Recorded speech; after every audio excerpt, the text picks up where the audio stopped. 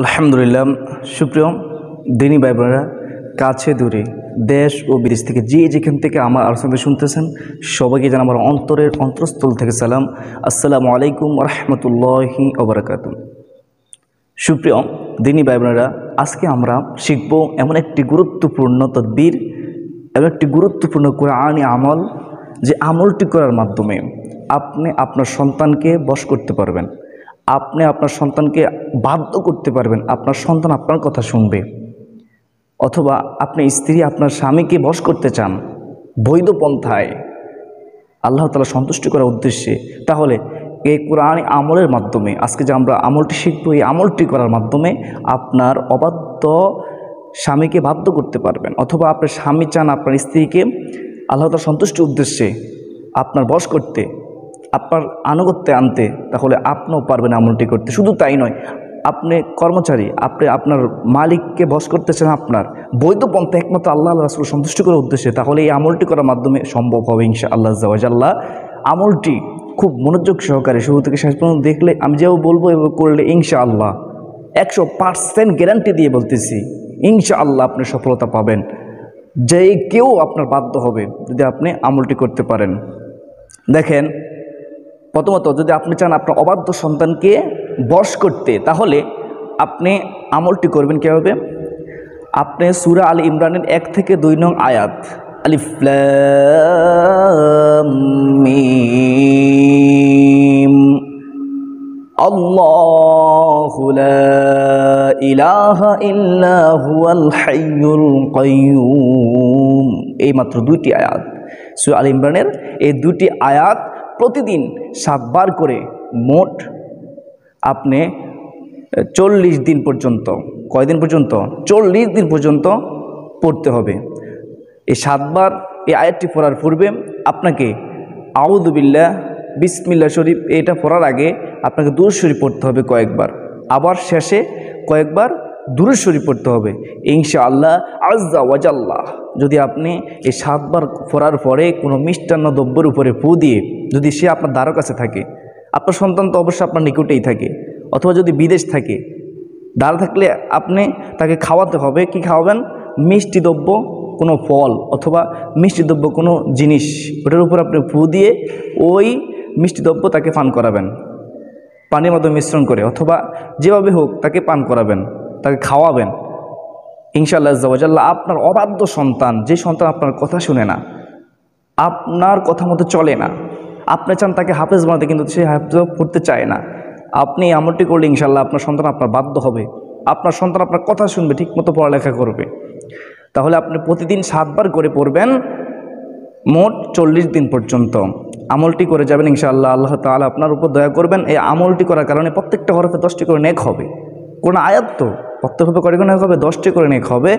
আল্লাহ তাআলা আমাদেরকে সঠিক পন্থায় আল্লাহ তাআলার সন্তুষ্টির উদ্দেশ্যে আমলটি করার তৌফিক দান করুক, আল্লাহুম্মা আমিন। সুপ্রিয় দিনী ভাই বোনেরা, এবার যদি আপনি চান আপনার স্ত্রীকে বাধ্য করতে, তাহলে একই নিয়ম, আপনি এই আয়াতটি পড়ার পূর্বে কয়েকবার দুরূদ শরীফ পড়বেন, তারপর আউযু বিসমিল্লাহর সাথে এটা পড়বেন 7 বার, আবার কয়েকবার দুরূদ শরীফ পড়ে আপনি মিষ্টান্ন দ্রব্যের উপরে ফু দিয়ে ওই দ্রব্যটা আপনি আপনার স্ত্রী খাওয়াবেন। অথবা আপনি যদি স্বামীকে চান বশ করতে, আপনার স্বামীকে আপনি খাওয়াবেন। আপনি স্ত্রী আপনার চান আপনার স্বামীকে বশ করতে আল্লাহ তাআলার সন্তুষ্টির উদ্দেশ্যে বৈধ পন্থায়, তাহলে আপনি এভাবে তাকে খাওয়াবেন। আর যদি আপনার স্বামী বিদেশ থাকে, তাহলে এই জমিন থেকে, বাংলার জমিন থেকে আপনি পড়লেই হবে, মনে মনে আল্লাহ তাআলার কাছে দরখাস্ত করবেন আর এটা পড়তে থাকবেন ইনশাআল্লাহ আযজা ওয়া জাল্লা। আপনার স্বামী আপনার বাধ্য হবে, আপনার কথা শুনবে। এমন না যে আপনার উপর জুলুম করার নিয়ত করবেন, জুলুম করার নিয়ত করলে আপনি ফল পাবেন না। বৈধ পন্থায় স্বামী আপনার উপর জুলুম করতেছে, তখন আপনি আমলটা করলে হবে। অথবা স্বামী যদি চান আপনার স্ত্রীকে বাধ্য করতে, এভাবে করলে হয়ে যাবে। কিন্তু আপনি যদি চান তাকে জুলুম করার জন্য আপনি বাধ্য করতে, তাহলে সম্ভব হবে না, বৈধ পন্থায় হতে হবে। কারণ কোরআনী আমল, কোরআন শিখেছে এটাকে অবৈধ কাজে ব্যবহার করা যাবে না। আপনি মালিককে বশ করতে চান, তারপর জুলুম করা আশা নাই, ওই মালিক আপনাকে জুলুম করে, এখন আপনি চান সেজন্য আপনাকে মহাব্বত করে, আপনাকে ভালোবাসে, তাহলে আপনি কর্মচারী আমলটি করলে ইনশাআল্লাহ আযজা ওয়া জাল্লা আপনার মালিক আপনার বশে আসবে। এভাবেই করবেন। আগে পরে কয়েকবার দুরূদ শরীফ পড়বেন, তারপরে 7 বার আয়াতটি পড়বেন, পরে আবার কয়েকবার দুরূদ শরীফ পড়বেন, পরে আপনি কী করবেন?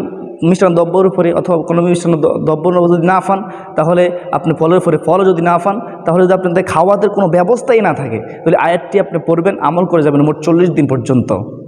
এই আমলটি করবেন খুব একলাসের সাথে, একনিষ্ঠতার সাথে, আল্লাহ তাআলার উপর সন্তুষ্টির উদ্দেশ্যে, আল্লাহ তাআলার উপর তাওয়াক্কাল করে যে আল্লাহ তাআলা যা ইচ্ছা তাই করতে পারেন। আল্লাহ তাআলা কোরআন কারীম সৃষ্টি করেছে আমার আপনার জন্য মুক্তি, আমার আপনার জন্য রহমত, আমার আপনার জন্য শেফা। আল্লাহ যাহা কিছু নাজিল করে কোরআনে, যাহা কিছু আছে এটা মুমিনদের জন্য রহমত স্বরূপ। তাই আসুন আমরা এই কোরআনী আমলের মাধ্যমে আমরা আমাদের শত্রুদেরকে আমরা বশ করব, আমরা আমাদের অবাধ্য সন্তানকে আমরা বাধ্য করব, আমরা আমাদের অবাধ্য স্বামীকে বাধ্য করব, আমরা আমাদের অবাধ্য স্ত্রীকে বাধ্য করব, আমরা আমাদের মালিককে বসকে বাধ্য করব। তাহলে ইনশাআল্লাহ আজ্জা ওয়া জাল্লা এই আমলটির মাধ্যমেই হবে। আল্লাহ তাআলা আমাদের সকলকে সঠিক বুঝ দান করুক, সঠিকভাবে আমলটি করার তাওফিক দান করুক। অবৈধ কাজে, খারাপ কাজে যেন এই আমলটি আমরা না করি। খুব সাবধান, করলে কিন্তু আপনি গুনাহগার হবেন। করা যাবে না, করা যাবে না। বৈধ কাজে করতে পারেন, আপনার স্বামী নামাজ পড়ে না, আপনি তাকে বাধ্য করতে পারবেন। আপনি বললেন তুমি নামাজ পড়ো, অবশ্যই আপনার কথা সে শুনবে, অবশ্যই শুনবে। অথবা আপনার সন্তান আপনার কথা শুনে নামাজ পড়ে ঠিক মতো চলে না, আপনার মেয়ে কথা শুনে নামাজ পড়ে ঠিক মতো চলে না, আপনার মেয়েকে বললে আপনার মেয়ে আপনার কথা শুনবে। অথবা আপনার বৌমা আপনার শাশুড়িকে চান আপনার বাধ্য করতে, বশ করতে, আপনার কথা মতো মানে সেজন্য কথা শুনে এই জন্য আপনি বাধ্য করতে চান, কিন্তু তারপর জুলুম করার আশায়, শাশুড়ির উপর জুলুম করার আশা করতে পারবেন না।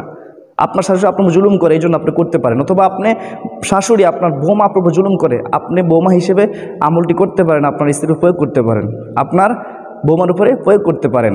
আল্লাহ তাআলা আমাদের সকলকে সঠিকভাবে, সহিভাবে, শুদ্ধভাবে সূরা আল ইমরানের 1 থেকে 2 নং আয়াতটি পড়ে আমল করে এই সমস্যা থেকে পরিত্রাণ পাওয়ার তৌফিক দান করুক। আল্লাহুম্মা আমিন। আজকের জন্য এই পর্যন্ত, আপনাদের সুস্বাস্থ্য কামনা করে বিদায় নিচ্ছি। আমি কিন্তু আয়াতটা বলে দিছি, সূরা আল ইমরানের 1 থেকে 2 নং আয়াত।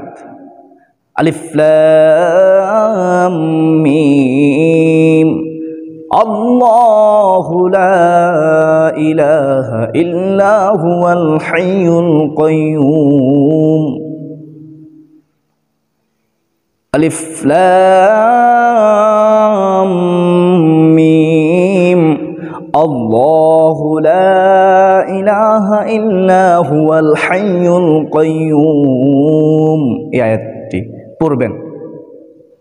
আপনারা তো বুঝতে পেরেছেন, আমার ভিডিও বিষয়ে আপনারা বুঝতে পেরেছেন। যদি আমার এই ভিডিও থেকে আপনি একটু হলেও উপকৃত হয়ে থাকেন, তাহলে আপনাকে বলবো আমার এই ভিডিওটা শেয়ার করে দিবেন, যাতে করে সবাই শিখতে পারে, সবাই অবাধ্যকে বাধ্য করতে পারে। আল্লাহ তাআলার সন্তুষ্টির উদ্দেশ্যে বৈধ পন্থায় আল্লাহ তাআলা আমাদেরকে এই ভিডিওটা বেশি বেশি শেয়ার করতে তৌফিক দান করে, এবং লাইক এবং কমেন্ট করে, এবং নতুন হয়ে থাকলে সাবস্ক্রাইব করে সাথেই থাকুন। আপনাদের সুস্বাস্থ্য কামনা করে বিদায় নিচ্ছি। আসসালামু আলাইকুম ওয়া রাহমাতুল্লাহি ওয়া বারাকাতুহু।